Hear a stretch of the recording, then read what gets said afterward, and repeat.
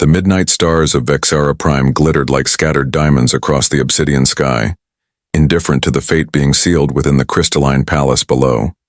Princess Lyridna Eveskor, heir to the Vexaran dominion, stood on her balcony, overlooking the capital city of Astropol, her iridescent scales catching the light of the three moons as she fought back tears of frustration.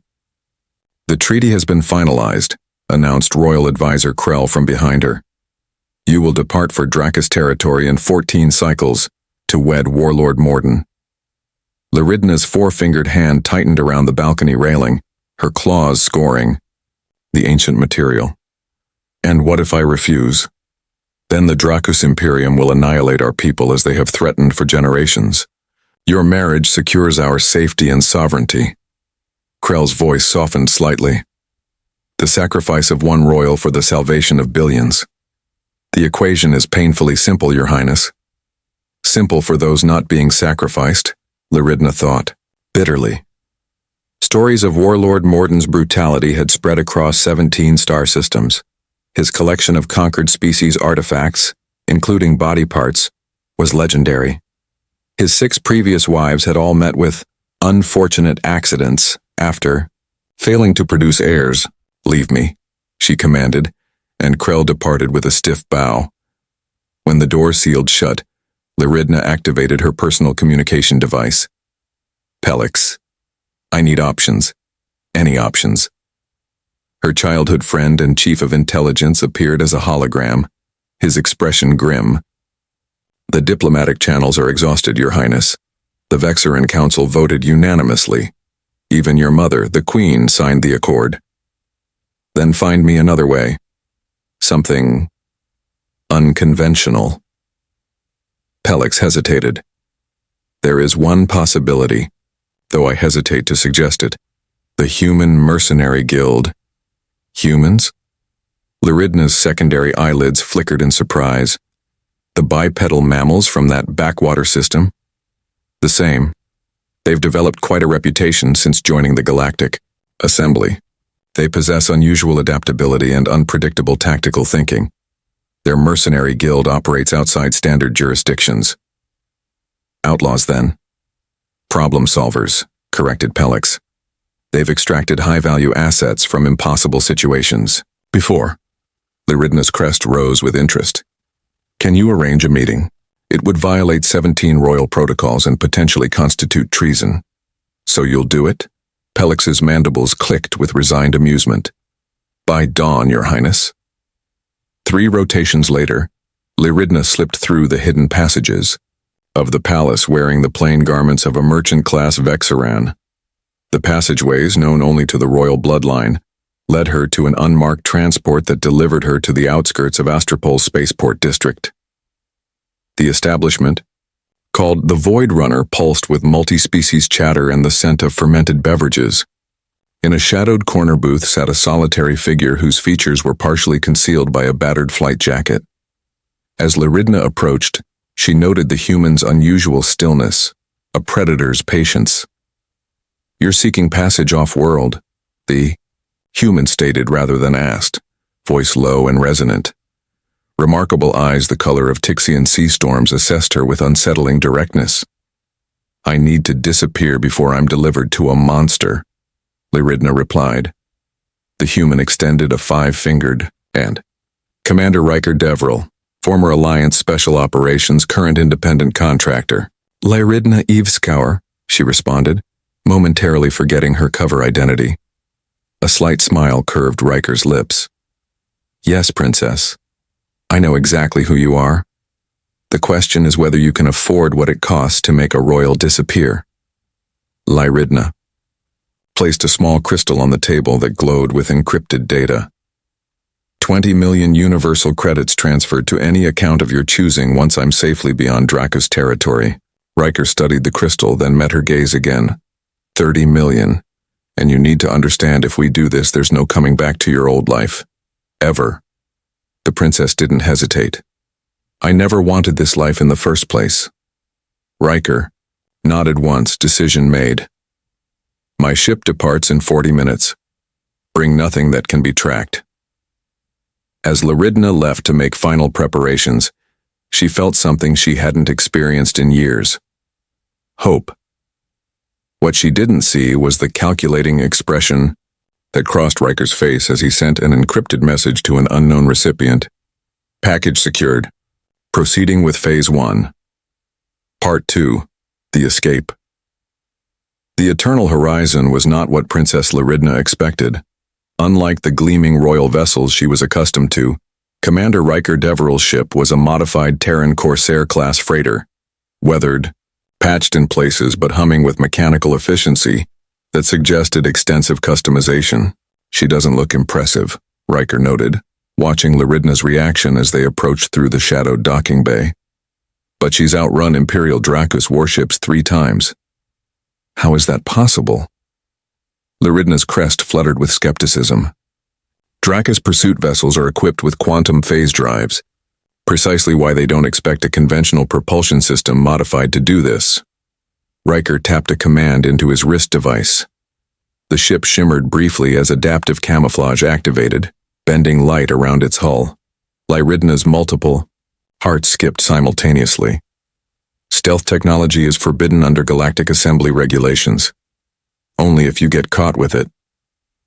Riker flashed that unsettling half-smile again. We launch in 10 minutes. The palace guards will discover your absence during the midnight rotation change. We need to be past the orbital defense grid by then. As they boarded, Lyridna was introduced to the small crew. Mardix, a towering Valerian engineer whose crystalline exoskeleton refracted the ship's lights. Enslin, a quick-talking human navigator with a neural interface glowing along her temple.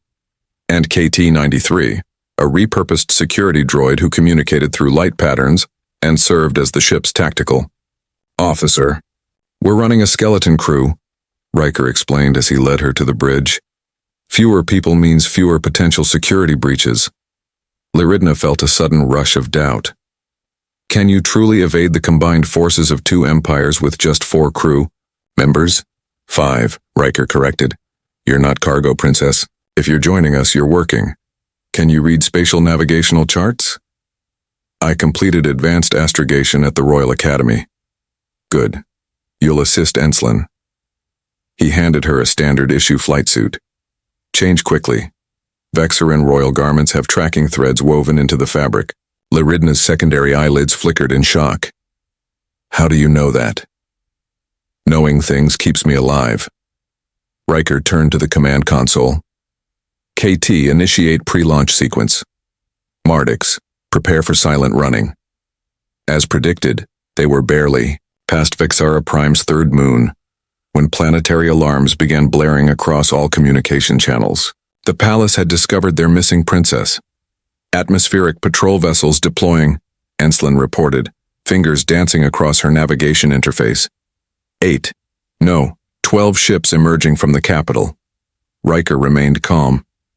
Enslin, plot. Intercept trajectories. Princess, calculate our phase shift coordinates for the first jump. Lyridna worked quickly, surprised at how her years of theoretical training translated to practical application. Coordinates set for the Kadari Nebula edge. The nebula? Enslin questioned. That's swarming with particle storms. We'll lose sensor capabilities. Exactly, Riker confirmed. And so will our pursuers.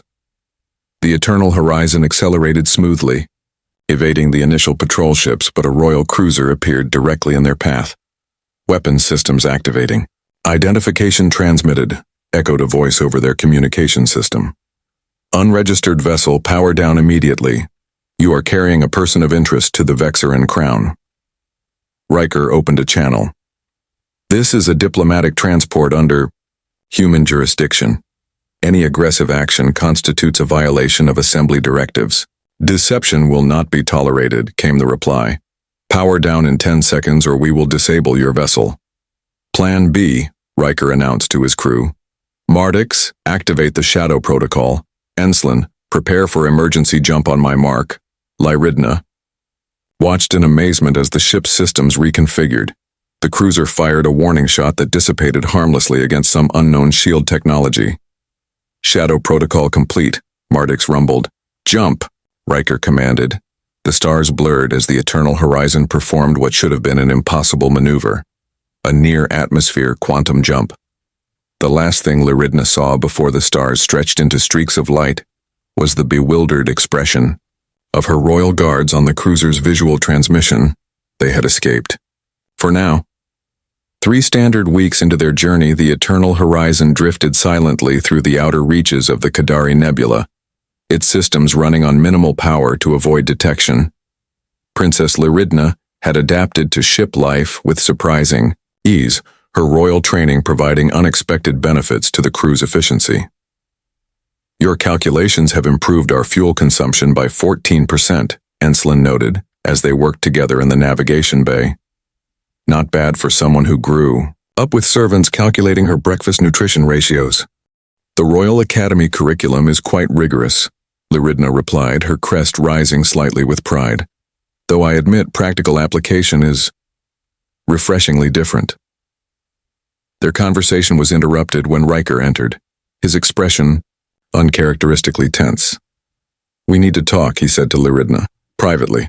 In Riker's quarters, sparse except for weapons displayed with almost ritual precision, he activated a privacy field before speaking. "We've intercepted encrypted Dracos communications," he began without preamble. "Warlord Morden has placed a bounty on you that would buy a small planet, but there's something else." He paused, studying her reaction. "The bounty specifies you must be returned alive and unharmed." "Of course," Lyridna replied.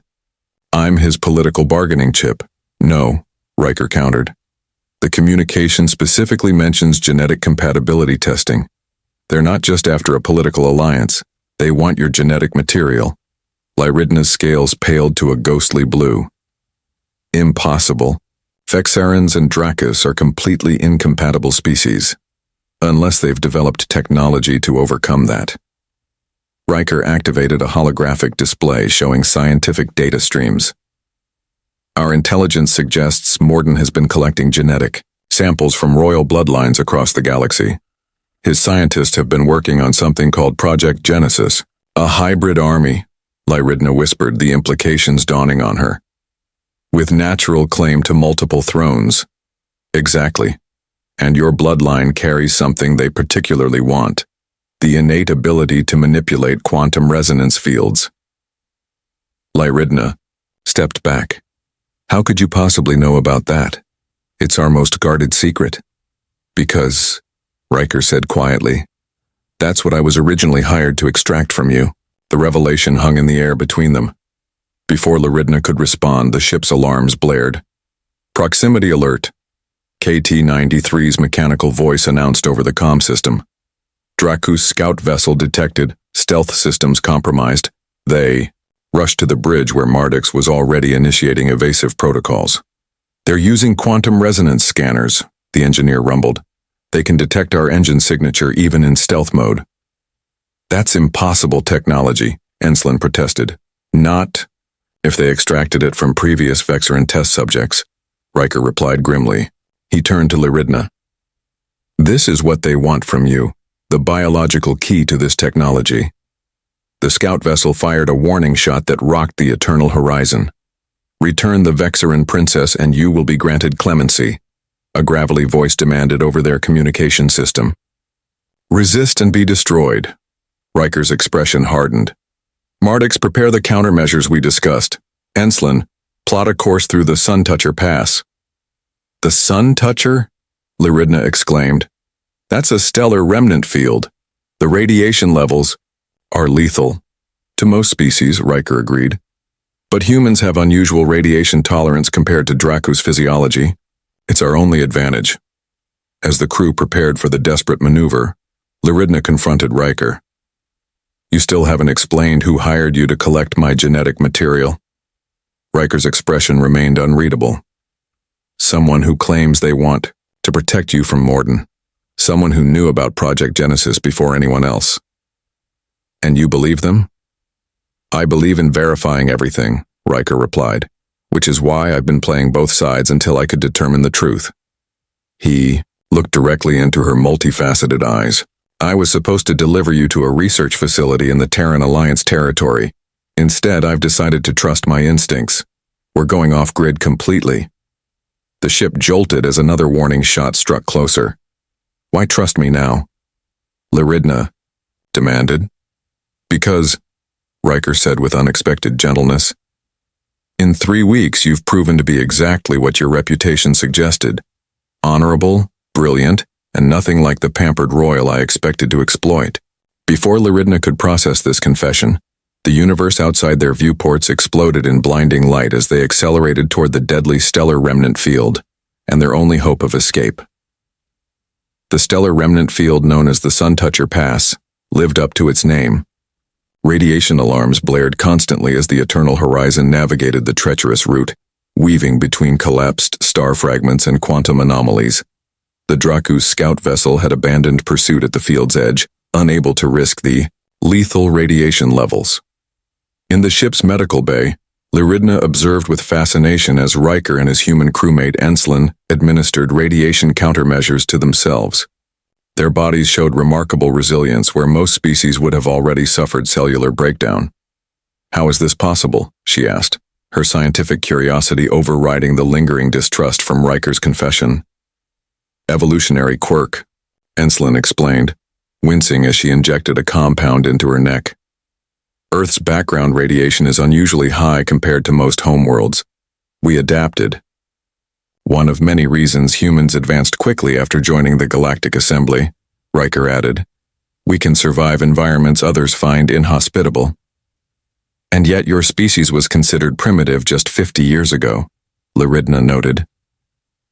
Underestimation is humanity's greatest advantage, Riker said with that now familiar half-smile.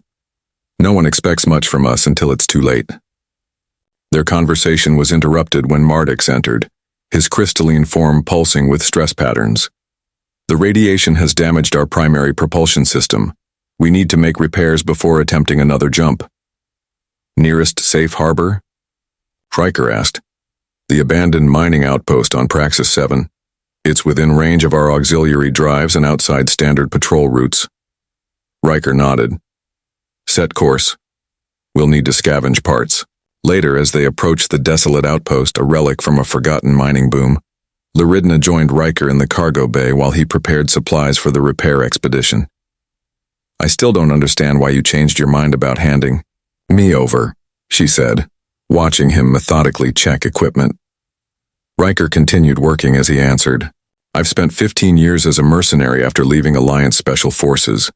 I've done questionable things for credits, but something about this contract felt wrong from the beginning. The genetics program? Partly, but also the client, a shadow division within Terran intelligence. They claimed they wanted to protect Vexaran biological technology from falling into Draka's hands. He sealed a container of tools with more force than necessary. Then I discovered they were developing their own hybrid program. So both empires want me for the same reason, Lyridna said bitterly, as a biological resource. Which is why we're going to deny both of them. Riker finally looked up. There's a third option, the Free Worlds Coalition. Independent planets that have formed their own mutual defense pact against the major powers. Hope flickered across Lyridna's features. You believe they would grant me asylum? Better than that. They've been gathering evidence of illegal genetic experimentation by both the Drakus and certain Terran factions.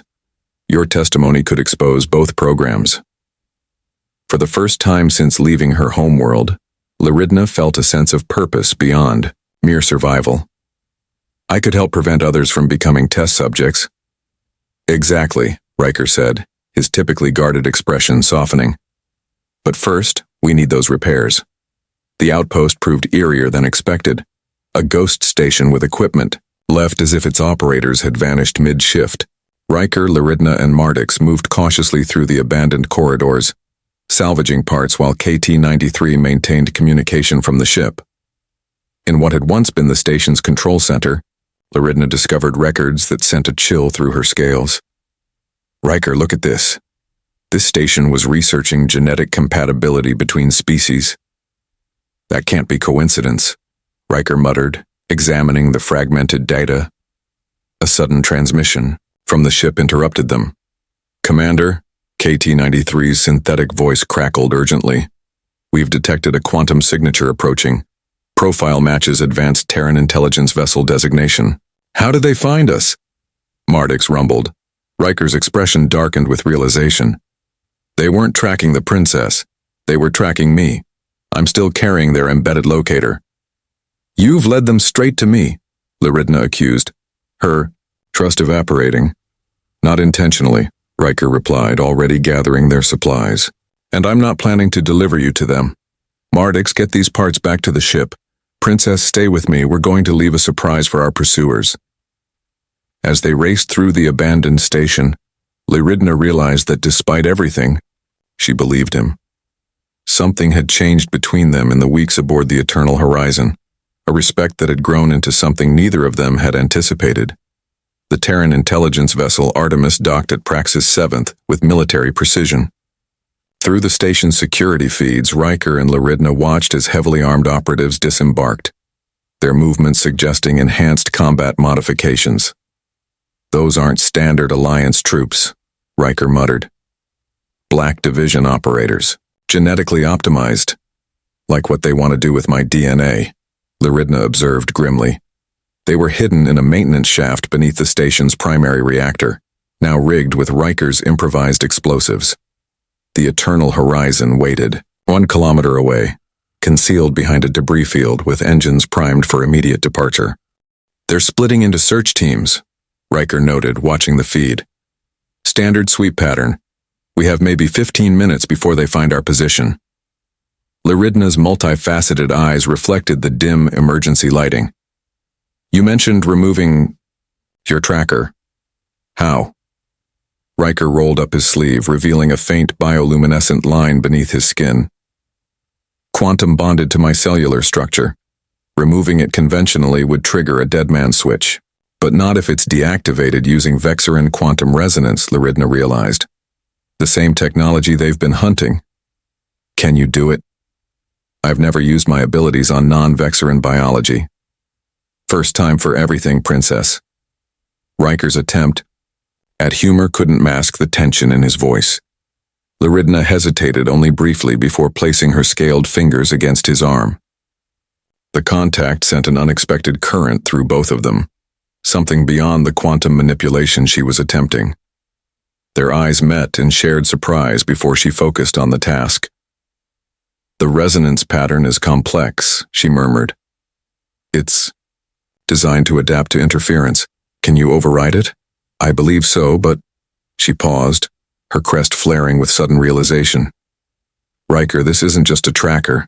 It's genetically interwoven with your tissue. The technology, it's partially Vexerin. Before Riker could respond, the station shuddered as the Terran operatives breached another section. Their pursuers were getting closer.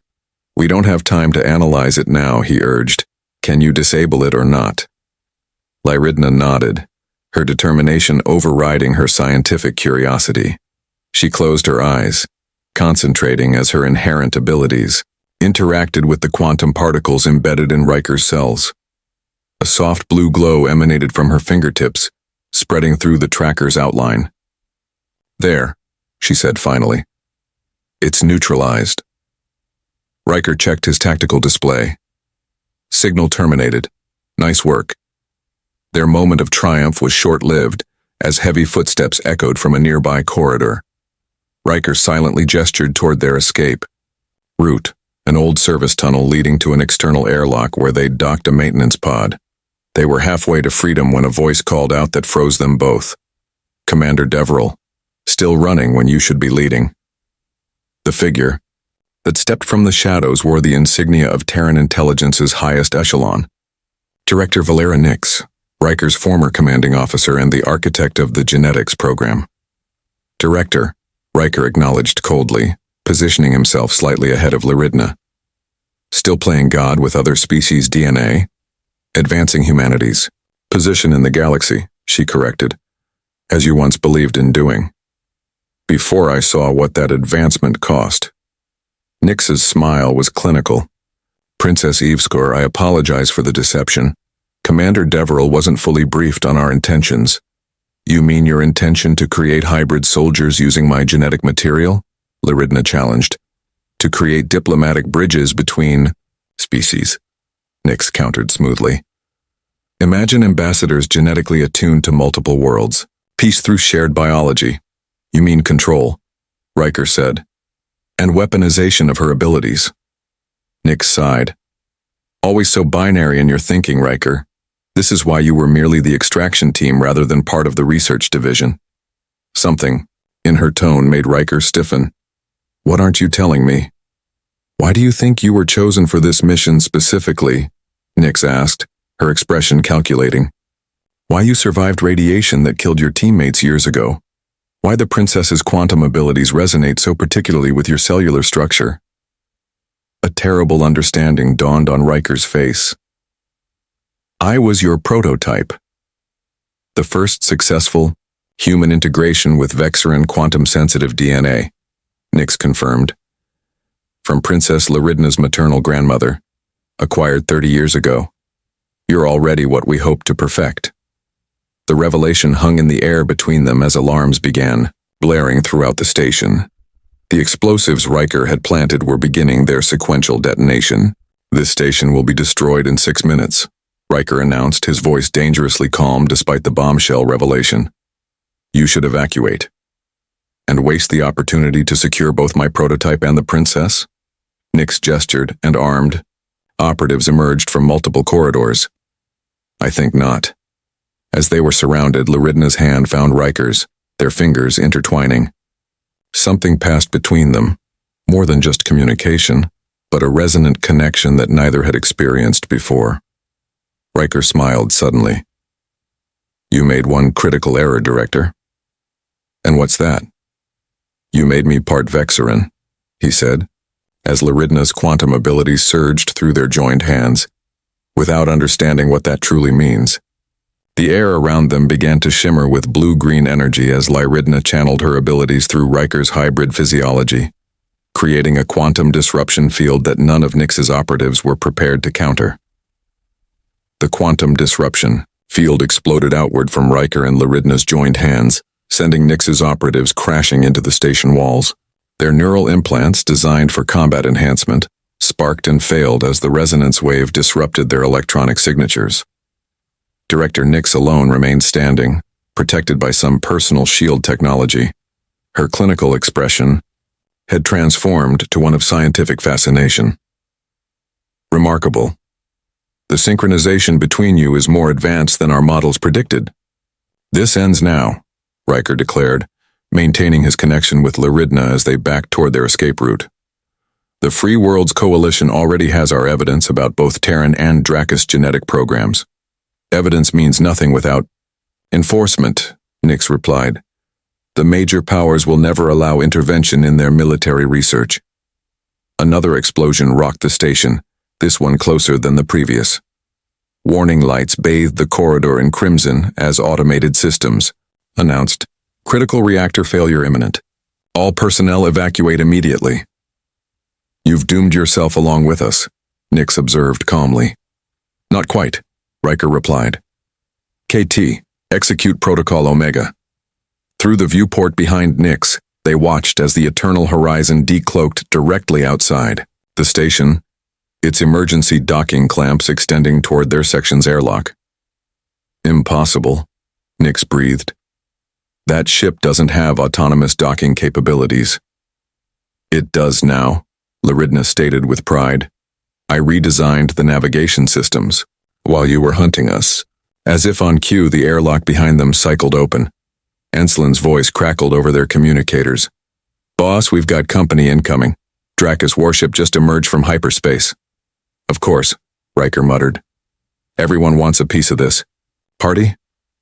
Nyx's composed facade finally cracked.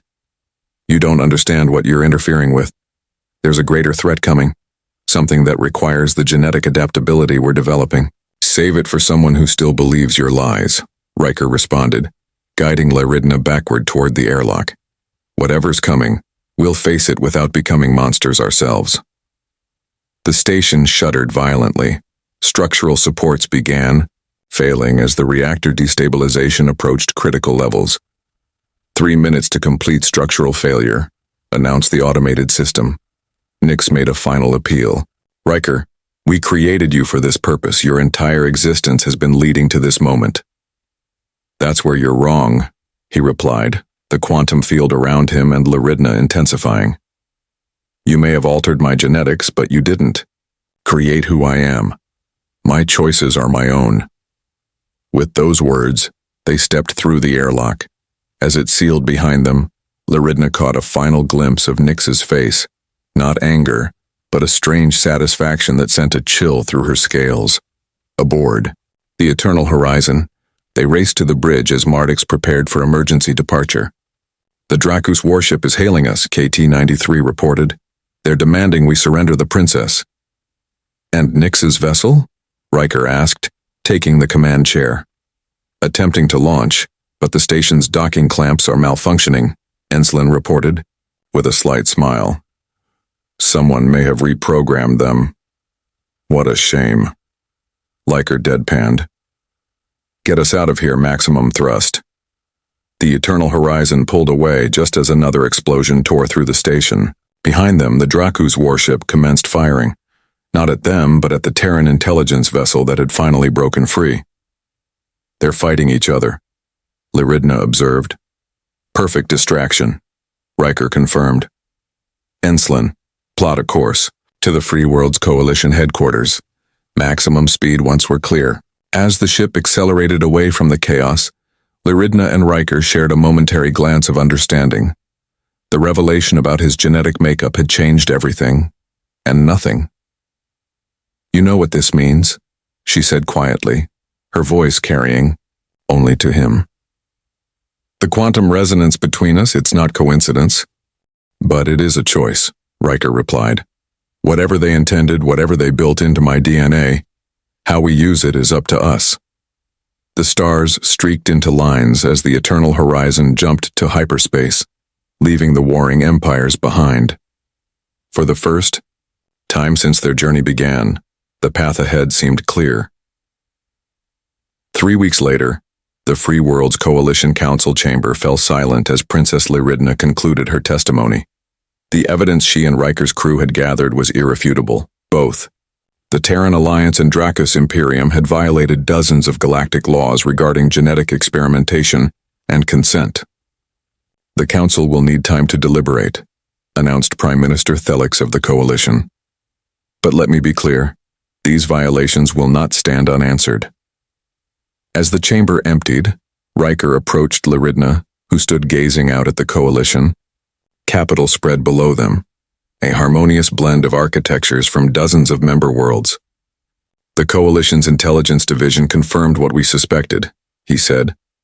Nix survived the station's destruction. She's gone underground. And Warlord Morden, publicly denying everything while privately purging everyone involved in Project Genesis, classic damage control. Lyridna's expression remained troubled. They'll try again. Different methods, different names, but the same ambition. Probably, Riker acknowledged. But now the galaxy knows what to watch for, and they know someone is willing to stand against it. What happens now? Lyridna asked, finally turning to face him. To us? The Coalition has offered me a commission, Special Investigator for Genetic Rights Violations. He smiled wryly. Apparently, being a prototype hybrid makes me uniquely qualified. And me? A princess without a kingdom with abilities too dangerous to ignore? The Coalition Science Directorate wants to establish a new division researching ethical applications of quantum resonance technology. They need someone with first-hand knowledge to lead it. Hope flickered across Lyridna's features. A purpose, beyond being a political token or genetic resource. More than that, Riker said, taking a step closer. A chance to redefine what it means to be us. Not what they designed us to be, but what we choose to become. The quantum connection between them hummed with potential as their hands found each other again, Vexeran scales against human skin, yet perfectly aligned. Two beings from worlds light years apart, brought together by the very forces meant to exploit them, now united in purpose. Commander Deverell, Lyridna said formally, though her eyes gleamed with something far less formal. I believe we have work to do. Indeed we do, Director Evescore, he replied with equal formality, before his expression softened, starting with proving that some connections transcend any empire's designs. As they sealed their new alliance with an embrace that bridged species and worlds, the distant stars seemed to pulse in approval. Humanity and Vexerans, once strangers, now linked in a partnership that would change the course of galactic history, one quantum resonance at a time. The end.